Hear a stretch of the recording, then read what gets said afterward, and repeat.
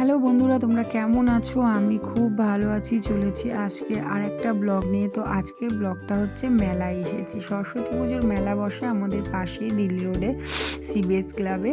তো এই মেলাটা প্রত্যেক বছরই আসি আমরা, কিন্তু এই বছর হঠাৎ করে ভুলে গেছিলাম। বাবা মনে করিয়ে দিল যে কি রে মেলায় যাবি না, এখানে মেলা বসেছে। তাই তো মেলার কথা তো ভুলে গেছি, চলো তাহলে আজকেই যাই। তো রীতিমতো জিয়াকে বললাম চল তাহলে একটু মেলায় ঘুরে আসি। ও বললো চলো কিছু কিনবো। আর মেলায় আসলে আমার তো খুবই কেনাকাটার ধুম পড়ে, মানে প্রচণ্ড কিনতে ইচ্ছা করে, জানো তো কি বলবো। আর মানে মেলায় আসলে কীভাবে যে টাকা খরচা হয়ে যায় বুঝি না, আমার ভালো লাগে, যেটা দেখবো কিনতে ইচ্ছা করে। এই যে কাকিরা চলে এসছে, কাকিদের সাথে দেখা হয়ে গেছে, কাকিরা আগে এসছে। বললাম তোমরা কী করছো? তো এখানে কাপ প্লেটের দোকানে ছিল। আর আমার একটা বাজে ইয়ে যে আমি মেলায় আসলে শুধু কাপ প্লেট দেখি, জানো তো, কাছের জিনিস, কাপ প্লেট সুন্দর সুন্দর, এটা আমার একটা নেশা বলতে পারো। আমার বাড়িতে কিছু থাকুক না থাকুক, সুন্দর সুন্দর কাপ আর প্লেট তুমি পাবে।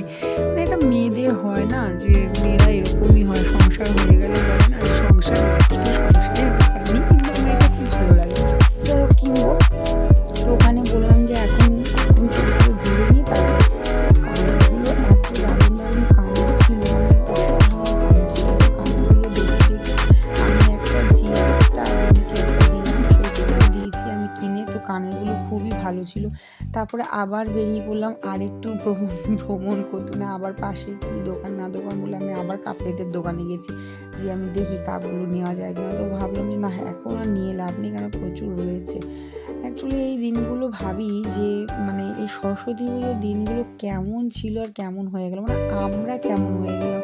একটা সময় মানে সরস্বতী পুজো মানে শাড়ি পরে বেরোবো, বান্ধবীদের সাথে বেরোবো, কোচিংয়ে যাবো, স্কুলে যাবো, মানে দারুণ দারুণ মজার জীবন ছিল। এই জীবনগুলো ভাবি কি আর হয়তো ফিরে পাবো না, কিন্তু স্মৃতি হয়ে সারা জীবন থেকে যাবে।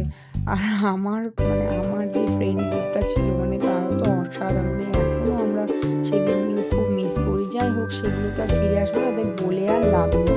তো চলো আমরা আবার বেরিয়ে পড়ি মেলার দর্শনে। এখানে জিয়া শোপিস দেখছিল, আমি আবার চুড়ির দোকানে গেছিলাম, মানে দারুণ দারুণ ব্যাঙ্গেলস ছিল, সেগুলো দেখতে গেছিলাম।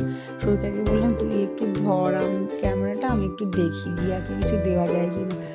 তো দুঃখের বিষয় ওর সাইজের আর আমার সাইজের কোনো চুড়ি ওই দোকানটা ছিল না। আর ওই দোকানের চুড়ির কালেকশানগুলো এত ভালো ছিল যে আমি আর অন্য দোকানে মানে পেলাম না। তো মানে নিরাশ হয়ে রেখে দিতে হলো, কারণ খুবই সুন্দর সুন্দর ডিজাইনগুলো ছিল সিম্পলের ওপর। তো আর বাদ বাকিগুলো খুব গিজি ছিল, নেওয়া হলো না।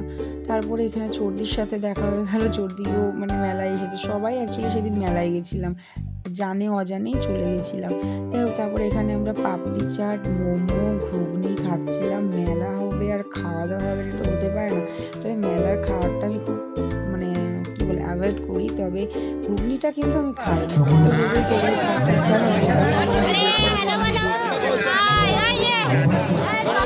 তো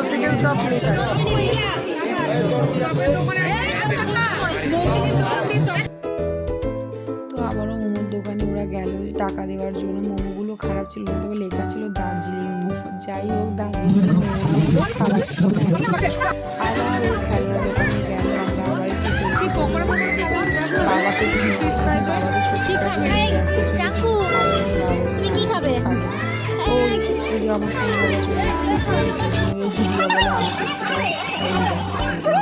দোকান বলেছি তো ঘুরে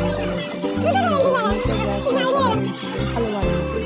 তো আমি কাজে ঘুগনি খেয়েছিলাম, ওরা ঘুগনি খায়নি, পাপড়ি চাট আর কী বলে মোমোস খেয়েছে। যাই হোক, তারপরে ও বললো মামা এই বন্দুক দিয়ে গান শ্যুট করবো। এটা করো।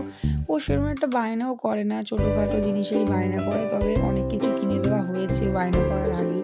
ওর মনি কিনে দিয়েছে, আমি কিনে দিয়েছি, সব কিছুই কেনা হয়েছে। খুব ভালো গেছে দিনটা, সরস্বতী পুজোর দিন প্লাস